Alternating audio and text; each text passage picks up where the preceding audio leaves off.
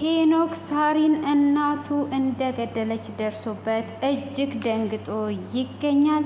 ሄኖክም እንግዲህ በፍጹም አልለቃቸውም፣ የልጄን እጣ ነው የምሰጣቸው፣ በፍጹም እንደዚህማ አይቀርም በማለት ዛቻ ላይ ይገኛል። እንግዲህ ሰላም ሰላም ውድ ፋሚሊዎቼ ሰላማችሁ ይብዛ።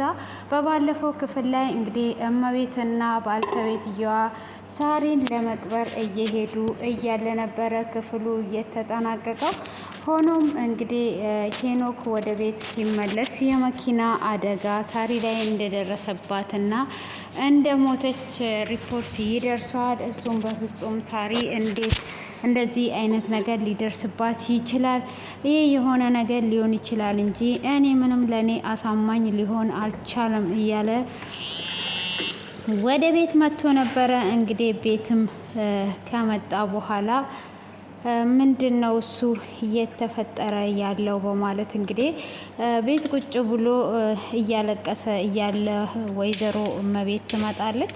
እሷም ልጄ አይዞክ፣ ይሄ እንግዲህ ሁላችንም ወደዛ የምንሄድ ነን እያለች እንግዲህ እያጽናናችው ትገኛለች። ሆኖም እንግዲህ አቶ አባትየውም እንግዲህ ልጄ እውነቷን ነው፣ እናትህ የምትለውን ስማት፣ ሁላችንም ወደዛ ነን፣ ጠንከር በል እያለ እያጽናናው እያለ እንግዲህ እነ ሀብታሙም እንግዲህ እንዲህ ባልተብየው እስካሁን ድረስ አልደወለም፣ ፕሮግራሙስ እስካሁን ድረስ አልደረሰም ማለት ነው፣ ምንድን ነው እስካሁን ዝም አሉ በማለትም እንግዲህ እየጠበቁ እያለ ሀይ ሄኖክ እንኳን ይደውላል፣ ምናልባት ቢዚ ሆኖ ሊሆን ይችላል በማለት እንግዲህ እየጠበቁ እያሉ ብቻ የሆነ ነገር እንዳይመጣ እኔ እየፈራው ነው ያለሁት እያለ ሀብታሙ እንግዲህ በዛው መካከል ስልክ ይደወላል ለሳራ እናት። እሱም እንግዲህ ልጇ የመኪና አደጋ ደርሶባት ህይወቷ እንዳለፈ ይነገራታል። እሷም እጅግ በጣም ትደነግጣለች። በድንጋጤም እጅግ በጣም ጨዋለች። እሷም እንግዲህ ከደነገጠችና ከጮችን በኋላ ለአቶ ሀብታሙ ስትነግረው በፍጹም ይሄ ነገር ሊሆን አይችልም፣ እራሱ ይሄ ባልተብየው የሆነ ነገር ካላደረጋት በስተቀረ እንዴት ይሄ ነገር ሊከሰት ይችላል? በፍጹም ይሄ ነገር ሊከሰት አይችልም በማለት እንግዲህ እየተሟገተ ነበረ ማለት ነው። እንግዲህ እሱ በዚህ አይነት መልኩ በሚሟገትበትም ሰዓት ተይ እሱ እንዲህ አያደርግም ብላ ትለዋለች።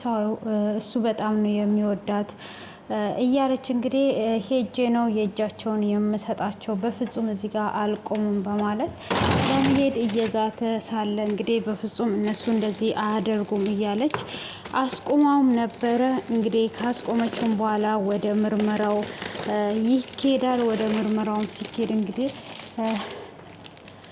ምርመራው እንዳይካሄድ እያደረጉ ነበረ። ያው እንግዲህ እዚህ ጋር ገዳዮች ከታወቁ ችግር ስለሚፈጠር በፍጹም ያ ምርመራ እንዲታወቅ ፈቃደኛ አልነበሩም። ለማራራቅ እየሞከሩም ነበረ። ሆኖም እንግዲህ በዚህ አይነት መልኩ ላይ እያደረጉ ሳለ እንዴት ይሄ ነገር ሊከሰትስ ይችላል? ምንድን ነው እሱ? ስለዚህ ሄኖክስ በደንብ ይወዳታል፣ ይህንን ነገር ሊያደርግ አይችልም ብላ እንግዲህ እሷ በጣም እየተከራከረች ነው። ሀብታሙ ግን ሄኖክ ራሱ ይህንን ነገር አድርጎ ድራማ ፈጥሮ ሊሆን ይችላል እንጂ በፍጹም ልጄማ እንደዚህ አትሆንም በማለት አለ። በፍጹም እንደዚህ ሊሆን አይችልም። ኦኬ እንደዛ እያለች እንግዲህ በነበረበት ሄኖክም በጣም አዝኖ ምግብም አልበላም ብሎ እጅግ በጣም አዝኖም ነበረ። ሆኖም እንግዲህ ሴና እያጽናናችው ነበረ ማለት ነው። እሷም እንግዲህ በምታጽናናው ሰዓት ምግብም ራሱ አልመገብ ብሎ እጅግ በጣም ያሳዝን ነበረ። ሆኖም እንግዲህ ከሳምንታት በኋላ እኔ የሳሪን ገዳይ ህግ ብቻ አይደለም ፈልጎ የሚያገኘው፣ እኔ የተጠራጠርኩት ይሄ የእሷ ሞት እንዲደበቅ እያደረገ ያለ ሰው ስላለ እኔ በራሴ ልደርስባት እፈልጋለሁ በማለት እንግዲህ ሄኖክ ወደነ ሀብታሙ ቤት ይሄዳል። ጭራሽኑ ብለ ወደ ቤቴ ትመጣለህ እንዴ ብሎ ሲል አይ እኔ የህግ አካል እየደበቀ ስለመሰለኝ በራሳችን ሄደን አግኝተን የሳሪን ገዳይ የእጁን መስጠት አለብን። ሳሪ ሞታ በፍጹም እኔ አርፌ መቀመጥ አልፈልግም። ገዳያን ማወቅ አለብኝ። ይሄ ነገር እንዴት ሊካሄድ ቻለ? በማለት ሄኖክ እንግዲህ ሀብታሙን ይቅርታ አድርግልኝ፣ እኔ በፍጹም እንደዚህ አንተ እንዳልከኝ ቁጭ አልልም በማለት እንግዲህ ወደ ግምገማው ይገባል። እነው አብርሃምም እንግዲህ ዱካውን ለማጥፋት ብዙ ገንዘብን እየከፈለ ነው ያለው ማለት ነው። ይህን ያህል ገንዘብ ክፈል፣ ይህን ያህል ክፈል እያለ እንግዲህ ገንዘቦቹን እያስጨረሰው ይገኛል።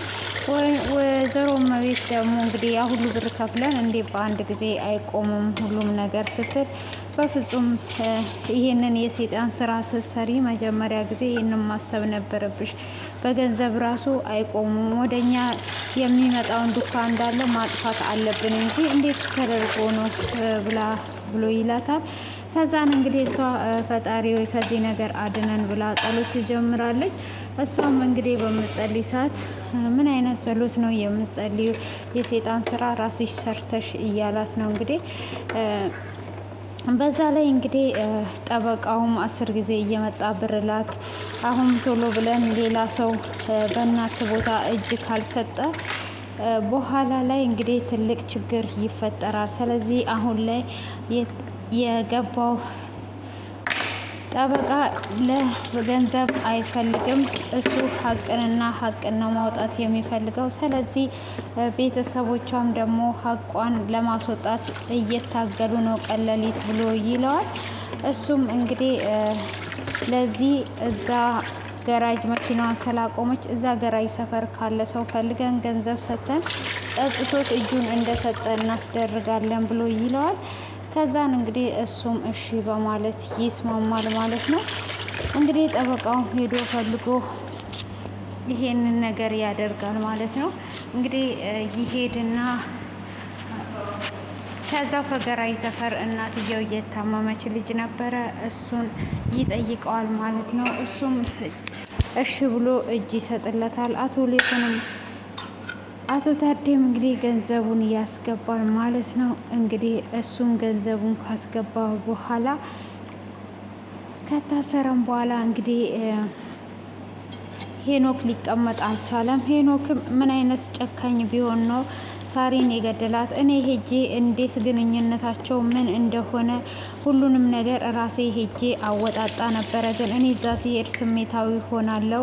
አቤል አንተ ይሄድ ይለዋል። አቤልም እንግዲህ እኔ ሄጄ ሁሉንም ነገር ያለውን ነገር እጨርሳለሁ ብሎ ይለዋል። ከዛን አቤልም እኔ እጨርሳለሁ፣ ግን ይሄ ነገር እንዴት ይመስላል? እኔ ግን ምንም ነገር አላሳመነኝም። ይሄ እውነት እንዳይወጣ ከጀርባው የሆነ ነገር እየተደረገ ነው እንጂ በፍጹም ይሄ የአሁኑ ልጅ እንዴት ሊገላትስ ይችላል? እንዴትስ ፍቅረኛዋ ሊሆን ይችላል? እንዴት ሳሪ ለእኔ ሁሉንም ነገር ነው የምትነግረኝ? አትደብቀኝም። ስለዚህ ይሄ ነገር የሆነ ችግር አለ። ለማንኛውም አንተ ሄደ አጣራ ብሎ አቤልን ይለዋል። አቤልም እሺ አንተ ስሜታዊ አትሆን፣ እኔ ሄጄ አጣራለሁ በማለት እንግዲህ ሄዶ ለማጣራት ይስማማል ማለት ነው። እንግዲህ አቤል እኔ ሄጄ አጣራለሁ ብሎ ይለዋል። ምናልባት ልጁ ቆንጅዬ ስለሆነ በመልኩ ተማርኳል፣ ራሷም አብረው ከነበሩስ እንግዲህ እሱ እኔ ነኝ እስካለ ድረስ እያለ ነው። ሄኖክ ግን በፍጹም አላመነበትም። እንግዲህ ሀብታሙም እስከ ዛሬ የልጄን ነገር አንድ ነገር ላይ እንኳን ሳላደርስ 40 ደረሰ። ሐውልቷን እንኳን ሄደን ሳናይ ቢያንስ ሐውልቷን እናሰራላት እያላት ነው እናትየዋን። እንግዲህ እናትየውም ደግሞ እኔ የምጠረጥረው እንደውም እመቤትን ነው፣ እመቤት የሆነ ነገር አርጓት እንዳይሆን እኔ ቆሌ ራሱ አልወደዳትም እያለች ትገኛለች ማለት ነው። ሆኖም እንግዲህ 40ውን ማዘጋጀት አለብን እያላት ነው። 40ውን ለማዘጋጀት ሽሩጉድ እያሉ ነው። እንግዲህ ይህ ፈጣሪ ያለው ነው የሚሆነው። እንግዲህ እሷ ደግሞ የልጄን ገዳይ አግኝቼ የእጁ እንዲሰጠው ሄኖክ እንዳለ እሷ እንደሞተች ያም ገዳዩ መሞት አለበት፣ የእጁ ማግኘት አለበት እያለ ነው ሄኖክ። እንግዲህ እናትየው እንደሆነችም የጠረጠረ ነበረ።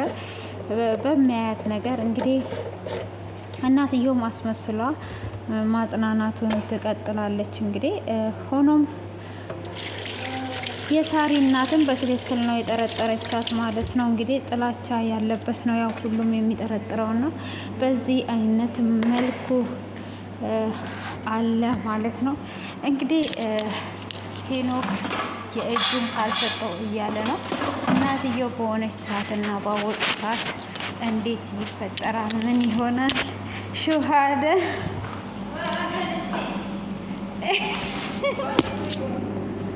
አንቺ ሰውዬ ያረቢ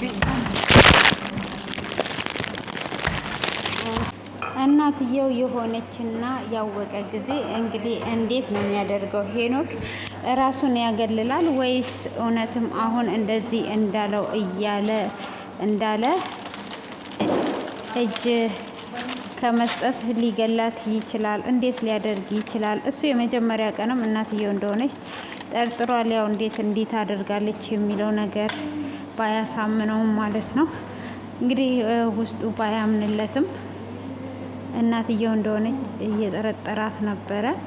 ሆኖም እመቤት እንግዲህ ይሄንን ነገር አድርጓ ፈጣሪ ወይ እርዳኝ ከዚህ ጉድ አውጣኝ ብላ እየጸለየች ነው።